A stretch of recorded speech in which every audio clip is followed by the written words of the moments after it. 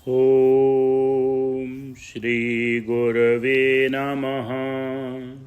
ओम शांति शांति शांति। अखंडानंद बोधाय शिष्य संतापहारिणे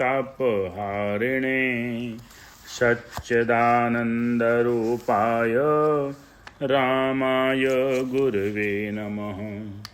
ओम शांति शांति शांति। प्रणाम भगवान। स्वामी राम तीर्थ जी का दिव्य ग्रंथ भक्ति योग रहस्य, जिसमें उनके जीवन चरित्र पर बात चल रही थी और उनकी एक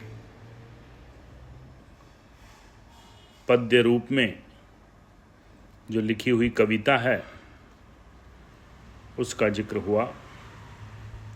तमाम दुनिया है खेल मेरा, मैं खेल सबको खिला रहा हूँ, किसी को बेखुद बना रहा हूँ, किसी को गम में रुला रहा हूँ। अबस है सदमा भले बुरे का, कौन हो तुम और कहाँ से आए, खुशी है मेरी मैं खेल अपना बना बना के मिटा रहा हूँ। अब आगे। कभी कभी उनके भक्त राम को उत्तर भारत के नगरों में उपदेश देने के लिए बुलाते, पर राम मैदानों में अधिक दिनों तक कभी नहीं ठहरते। उन्हें एकांत व गंगा तट बहुत प्रिय था। ऐसे ही एक दिन तत्कालीन टेहरी नरेश ने स्वामी जी से निवेदन किया कि महाराज, सुना है अमेरिका की भांति इस वर्ष जापान में द्वितीय विश्व धर्म सम्मेलन होने जा रहा है। आप उसमें भारत की ओर से भाग लेने की कृपा करें। राम के हृदय में तो संकल्प उठता ही न था। उन्होंने स्वीकृति दे दी, पर जब वे जापान पहुंचे तो ज्ञात हुआ कि वह खबर निराधार थी। पर राम को क्या, उनको तो सारा जगत ही अपना रूप हो रहा था। वहां उन्होंने लगभग एक पखवाड़े रहकर अनेक स्थानों पर लोगों को अपना संदेश सुनाया। जिन्होंने उन्हें देखा और सुना मुग्ध हो गए। किसी किसी श्रद्धालु को ऐसा मालूम हुआ जैसे स्वयं बुद्ध भगवान पुनः स्वामी राम के रूप में प्रकट हुए हों। वास्तव में उनमें ऐसा आध्यात्मिक आकर्षण था कि उनको देखने वाला उनको देखता ही रहता, अंत में उनका होकर ही रह जाता। जापान से जब वे अमेरिका पहुंचे तो राम का प्रेम आकर्षण अमेरिकनों को भी उसी भांति अनुभव किया जैसे जापानियों ने किया था। और किसी किसी श्रद्धालु को तो वे साक्षात ईसा मसीह ही प्रतीत हुए। पर इन दिनों के स्वतंत्र वायुमंडल में श्वास लेकर राम के हृदय में भी एक उल्लास हुआ। उन्होंने देखा कि ये लोग भारतवासियों की अपेक्षा कहीं अधिक वेदांत धर्म का पालन कर रहे हैं। हर एक जापानी और अमेरिकन में राष्ट्र प्रेम ऐसा कूट कूट कर भरा हुआ था कि कुछ पूछो नहीं। मानो देश के लिए वो अपने प्राण हथेली पर लिए फिरते हों। यही हाल उनके विज्ञान प्रेम का था।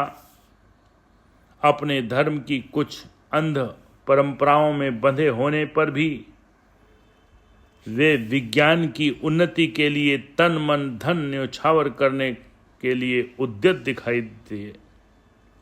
राम ने कहा, बस यही है सच्चा व्यवहारिक वेदांत। अद्वैत वेदांत के धर्म को समझने के लिए अपने ही आत्मरूप अमेरिकनों को दो बातें वे मुख्य रूप से समझाते रहे। एक तो यह है कि आप लोग विज्ञान की सहायता से भौतिक वस्तुओं में जिस सुख की खोज में लगे हो, तो इन वस्तुओं से शाश्वत सुख कभी नहीं प्राप्त किया जा सकता। वास्तविक सुख तो स्वयं तुम्हारे भीतर अंतर में है, बाहर नहीं। जितनी जल्दी तुम बाह्य वस्तुओं से मुख मोड़कर अंतर्मुखी होगे, उतनी जल्दी तुम्हें इस आनंद की झलक दिखाई देने लगेगी। वास्तव में तुम सुख भोगता नहीं, स्वयं सुख रूप हो। और दूसरी बात यह है कि शरीर को ही अपना आप समझ लेना भयंकर भूल है। शरीर के ही सुख साधनों की खोज में लगे रहना धोखे की टट्टी है। तुम शरीर नहीं, तुम असंग और स्थायी चिद तत्व हो। शरीर क्या, तुम वास्तव में मन बुद्धि भी नहीं हो। आत्मा तो वास्तव में मन वाणी देश काल वस्तु सबसे परे है।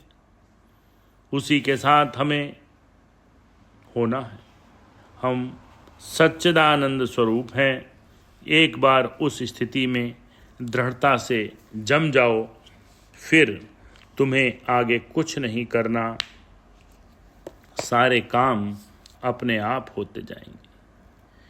ओम शांति शांति शांति।